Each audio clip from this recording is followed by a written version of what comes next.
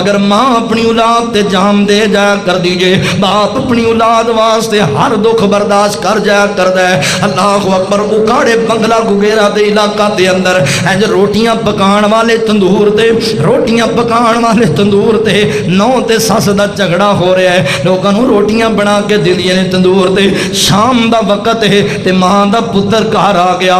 बीवी दौड़िए कहन लगी है अल्लाह वाले गल सुन, अगर आ गया तो अज फैसला कर ले, या मैं तेरे घर च रहना है या तेरी मां तेरे घर दे अंदर रहना है। अज तो बाद मैं दे नाल नहीं रहना, मेरा जीना हराम कीता पिया है। ते मां कहंदी है नहीं बेटी रुक जा, मेरा पुत्र थकिया आया है, उन्होंने थोड़ा जिहा आराम कर लैन दे।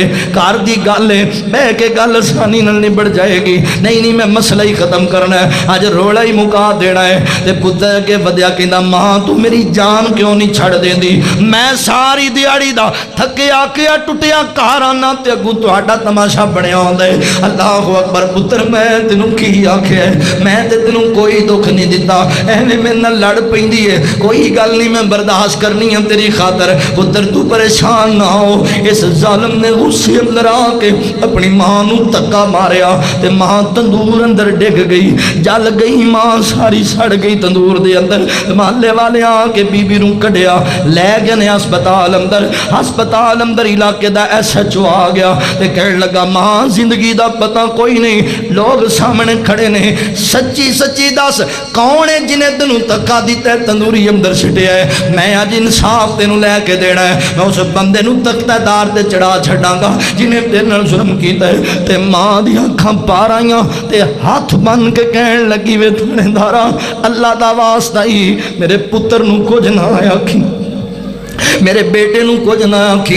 अल्लाह वाले मेरे पुत्र दा कसूर कोई नहीं, मैं आपे ही डिग पईयां तंदूरी अंदर, नहीं मेरे पुत्र सटिया। मुहल्ले वालियां दी चीखां निकल गईयां, कहन लगे मां तू अजीब गल कीती है, असी अखां नाल वेख्या है तेरे पुत्र ने तेनू धक्का दिता है ते तू आनी है मैं आपे डिग गईयां। ते मां कहन लगी अल्लाह वाले पता मैनू भी है, जे मैं मरदी वार अपने पुत्र नू फांसी लवा जावां ते मैनू मां कौन आखेगा।